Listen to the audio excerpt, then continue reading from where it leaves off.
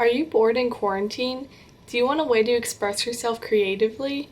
Do you want to start your own YouTube channel but don't know where to start? If you answered yes to any of those questions, this is the video for you.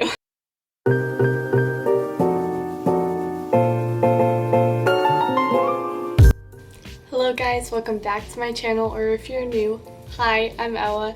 You should subscribe. I upload videos every Saturday and it's a good vibe here. So I've noticed that a lot of people during quarantine are saying that they want to start their own YouTube channel because we all have so much free time. So I thought in today's video I would teach you guys how I plan, edit, and film my videos. Obviously I'm not an expert, but I've had my channel for a couple years and I've definitely made a lot of mistakes along the way. So I'll tell you guys my mistakes so you don't have to make them. So without further ado, let's get started. So before you even start working on your video, obviously you need to have a video idea. So I personally just use my notes app on my phone. I have OneNote that just has a bunch of video ideas that I can use. And then once I have a few video ideas, I pick one for that week, and then I make a second note. And then in that note, I branch out and I think about what I want to say in that, what I want to do in that video, just basically everything I want to be in the video.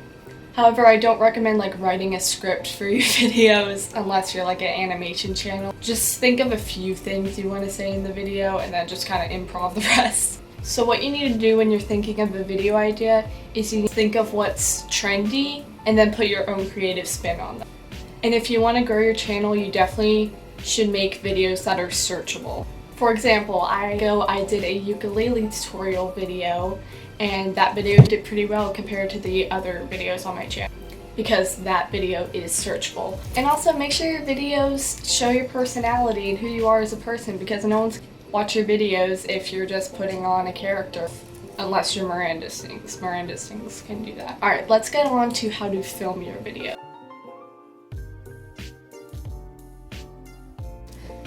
So first let's talk about equipment. So here's the tea. You do not need expensive equipment.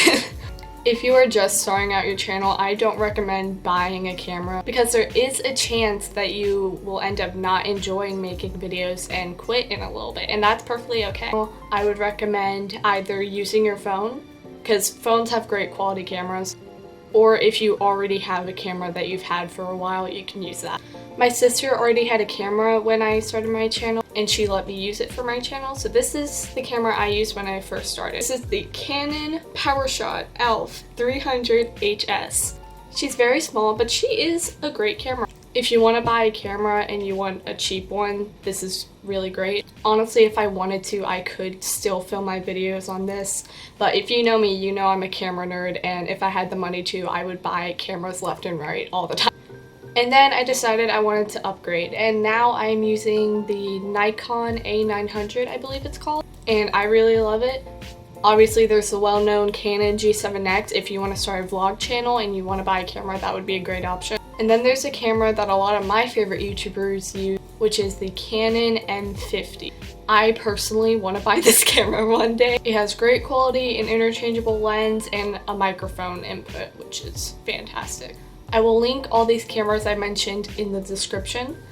And now let's talk about lighting. Now you may not think it, but lighting is very important. I would know the lighting in my old videos is quite atrocious. It is Yellow the House.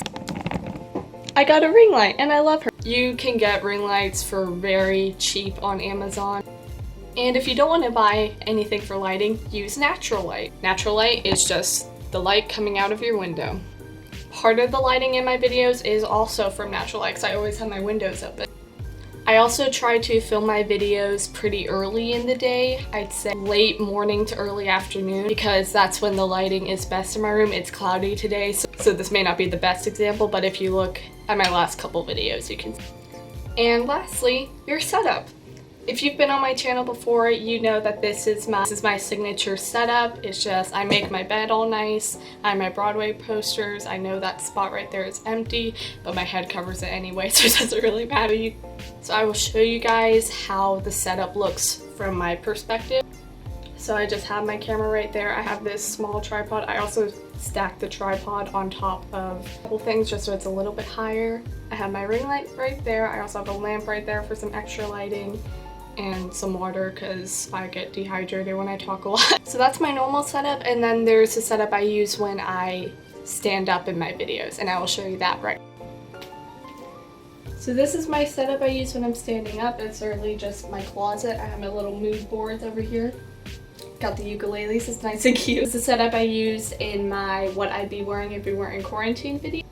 And as you can see, I'm using a bigger tripod, and it's just sitting on my bed, and it gives the perfect level. Obviously, you do not need a bunch of different tripods. You can just stack books on top of each other. So now that your video has been filmed, you're ready to start editing. So obviously there are literally a million different editing softwares. I personally use a software called WeVideo. The thing with WeVideo though is it does cost money. It's like a monthly subscription type thing. And they are having a sale right now where it's like the monthly subscriptions are 50% off. So if you do want to get WeVideo, I'd get it right now. You could also use iMovie. You could get Final Cut Pro, but it costs $300. So we're just gonna assume we both don't have Final Cut Pro. Cool. No, this video is not sponsored by WeVideo. So this is what WeVideo looks like. As you can see, we have all my clips and stuff right here. So I'm just gonna take this random clip from my last video and show you guys a few things that you can do while editing. So say I wanted to cut a certain part out. I would just put this little blue thing at the part I want to cut out, and then I'd click on this little scissors, and then I'll cut that, and then move forward to the end of the part you want to cut out. Cut it.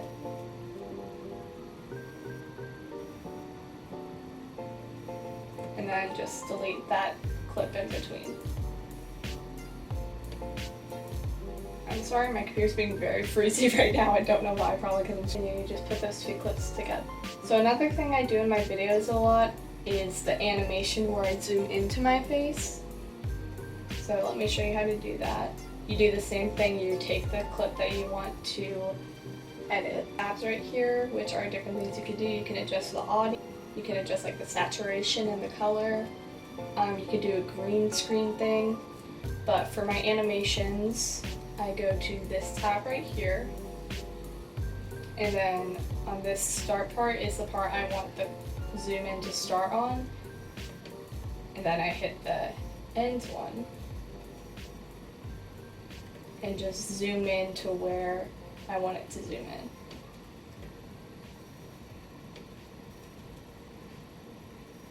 And then go to the clip and it will zoom in. Again, it's really freezy, but that's just a general idea. And then also with editing, you want to think about your background music. Background music is very important so that your video is just less awkward. So editing softwares do come with their own free background music that you can use. However, they get very annoying after. So I recommend doing is, again, heading over to YouTube. YouTube is your best friend. And looking up free background music for YouTube videos. And there will be a bunch of different options. Pick one you like and put that in your video instead.